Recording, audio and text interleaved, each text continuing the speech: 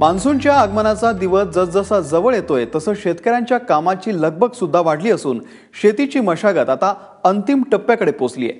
शेतीमध्ये नांगरणी मोगडणी केल्यानंतर शेतकरी वाट पाहतोय ती प्रत्यक्ष पावसाची।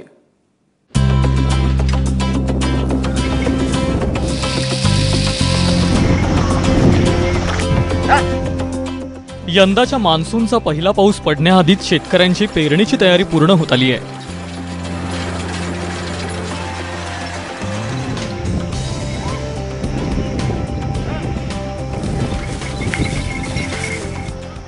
यात नांगरणी, वखरणीपासून शेतातला काडी कचरा उचलण्यापर्यंतच्या सर्व कामांचा समावेश आहे। कुठे एकट्याने तर कुठे गटासोबत पेरणीसाठी बियाणं आणि खतांची व्यवस्थाही करण्यात आली आहे। 4 एकर शेती केलेली आहे आम्ही, त्यात तिरी केली, आता रोटर केली। आता पक्षी पावसाची वाट बघायला, पाऊस जर पडला तर पेरणी करणार आम्ही। बी वगैरे भरण केली आहे, खत बी गेलेलं आहे। आता पाऊस पडला की पेरायचं आम्हाला। पाळी घातली, त्या जमिनीला रोटर केलं, पुन्हा आता पावसाची वाट पाहलो। आता ती बुडून ठेवली, सोयाबीन पेरायचं, उडीद पेरायचा, तीळ, मूग। पावसाची वाट पाहलो, 7 जूनला पाऊस पडला तर बरे, नाही पडला लांबलोच, मग काय करा। आता सध्या पाळी वगैरे कामं झालेली, शेतातले कामं आटोपलेली सगळी। आता फक्त पावसाचीच प्रतीक्षा आहे। बी भरण वगैरे खत वगैरे आणून ठेवलेलं आहे, आता फक्त बियाणं राहिलं आणायचं। पाऊस पडला की बियाणं घेऊन यायचं आणि सुरू करायचं पेरायला। पाण्याचं आता 7 जूनला पाणी पडला की चालू, एखादा पाणी जर लांबला तर काम लांबलं पुन्हा।